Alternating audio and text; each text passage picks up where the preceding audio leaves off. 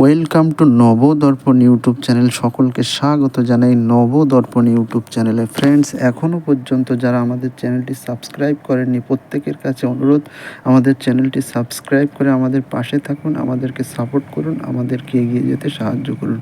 Friends, আজকে আলোচনা করব পশ্চিমবঙ্গের প্রাক্তন মুখ্যমন্ত্রী বুদ্ধদেব ভট্টাচার্যের জীবনী। বুদ্ধদেব ভট্টাচার্য একজন ভারতীয় কমিউনিস্ট রাজনীতিবিদ এবং ভারতের কমিউনিস্ট পার্টি মার্ক্সবাদী পলিট ব্যুরোর প্রাক্তন সদস্য। তিনি 2000 থেকে 2011 সাল পর্যন্ত পশ্চিমবঙ্গের সপ্তম মুখ্যমন্ত্রী হিসাবে দায়িত্ব পালন করেন। 5 দশকেরও বেশি রাজনৈতিক কর্মজীবনে তিনি তার শাসনামলে ভারতের কমিউনিস্ট পার্টি মার্ক্সবাদী এর সিনিয়র নেতাদের একজন হয়ে ওঠেন। বুদ্ধদেব ভট্টাচার্য ব্যবসা সংক্রান্ত তার অপেক্ষাকৃত উন্মুক্ত নীতির জন্য পরিচিত ছিলেন, কারণ সিপিএম এর আর্থিক নীতিগুলি মূলত পুঁজিবাদ বিরোধী ছিল, কিন্তু তা করার চেষ্টা করে। ভট্টাচার্য মুখ্যমন্ত্রী হিসাবে তার মেয়াদে শক্তিশালী জমি অধিগ্রহণের প্রতিবাদ এবং প্রতিবাদকারীদের বিরুদ্ধে সহিংসতার অভিযোগের মুখোমুখি হন। এর ফলে 2011 সালের নির্বাচনে হেরে যান, যার ফলে পশ্চিমবঙ্গে বামফ্রন্টের 34 বছরের শাসনের পতন ঘটে, যা বিশ্বের দীর্ঘতম গণতান্ত্রিকভাবে নির্বাচিত কমিউনিস্ট সরকার। বুদ্ধদেব ভট্টাচার্য 1944 সালের 1 মার্চ উত্তর কলকাতায় এক বাঙালি ব্রাহ্মণ পরিবারে জন্মগ্রহণ করেন। তার পিতামহ কৃষ্ণচন্দ্র স্মৃতিতীর্থ ছিলেন একজন সংস্কৃত পণ্ডিত, পুরোহিত এবং একজন প্রখ্যাত লেখক।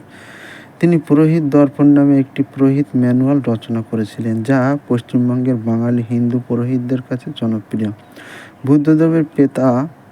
বুদ্ধদেবের পিতা নেপালচন্দ্র পৌরোহিত্য না করে পারিবারিক প্রকাশনা সারস্বত লাইব্রেরির সাথে জড়িত ছিলেন, যা হিন্দু ধর্মীয় সামগ্রী বিক্রির জন্য নিবেদিত ছিল। কবি সুকান্ত ভট্টাচার্য ছিলেন তার পিতার মামাতো ভাই। শৈলেন্দ্র সরকার বিদ্যালয়ের প্রাক্তন ছাত্র বুদ্ধদেব ভট্টাচার্যের বাংলাদেশ তার পৈতৃক বাড়ি ছিল। তিনি কলকাতার প্রেসিডেন্সি কলেজে বাংলা সাহিত্য অধ্যয়ন করেন এবং বাংলা সম্মান বিষয়ে বিএ ডিগ্রি অর্জন করেন এবং একটি সরকারি স্কুলের শিক্ষক হিসেবে যোগদান করেন। কলেজ জীবনে রাজনীতিতে যোগদান করেন বুদ্ধদেব ভট্টাচার্য। তিনি পশ্চিমবঙ্গের উত্তাল খাদ্য আন্দোলনের সাথে ভিয়েতনাম যুদ্ধের সময় মার্কিন সাম্রাজ্যবাদ বিরোধী আন্দোলনে সক্রিয়ভাবে যোগদান করেন। তিনি গণতান্ত্রিক যুব ফেডারেশনের রাজ্য সম্পাদক হন, যা পরবর্তীকালে ভারতের গণতান্ত্রিক যুব ফেডারেশনের রূপে আত্মপ্রকাশ করে। 1977 সালে তিনি কাশীপুর বিধানসভা কেন্দ্র থেকে বিধায়ক নির্বাচিত হন, কিন্তু 1982 সালে কংগ্রেসের প্রফুল্লকান্তি ঘোষের কাছে 782 ভোটে পরাজিত হন। 1987 সালে তিনি তার নির্বাচনী কেন্দ্র পরিবর্তন করে যাদবপুরে প্রতিদ্বন্দ্বিতা করেন। ওই কেন্দ্র থেকে তিনি টানা 5 বার জয়ী হন। 2011 সালে নির্বাচনে তিনি এই কেন্দ্র থেকে সর্বভারতীয় তৃণমূল কংগ্রেস মনীশ গুপ্তর কাছে পরাজিত হন। সিপিআইএম পশ্চিমবঙ্গ রাজ্য কমিটির সম্পাদক মণ্ডলীর সদস্য, সিপিআইএম কেন্দ্রীয় কমিটির সদস্য, সিপিআইএম পলিট ব্যুরোর সদস্য হিসাবে দায়িত্ব পালন করেন। 1977 থেকে 82 পশ্চিমবঙ্গ রাজ্য মন্ত্রিসভার তথ্য জনসংযোগ বিভাগের দায়িত্ব গ্রহণ করেন এবং এই বিভাগ পরে তথ্য ও সংস্কৃতি বিভাগ নামে পরিচিত হয়। 1987 থেকে 96 ভারপ্রাপ্ত মন্ত্রী, তথ্য ও সংস্কৃতি বিভাগ, স্থানীয় শাসন, পৌর নগর উন্নয়ন বিভাগ। 1991 থেকে 93 ভারপ্রাপ্ত মন্ত্রী, তথ্য সংস্কৃতি বিভাগ, পৌর ও নগর উন্নয়ন বিভাগ।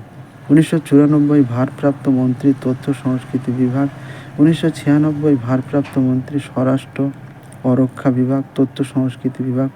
1999 উপমুখ্যমন্ত্রী। 2000 সালে পশ্চিমবঙ্গের মুখ্যমন্ত্রীর দায়িত্ব গ্রহণ করেন।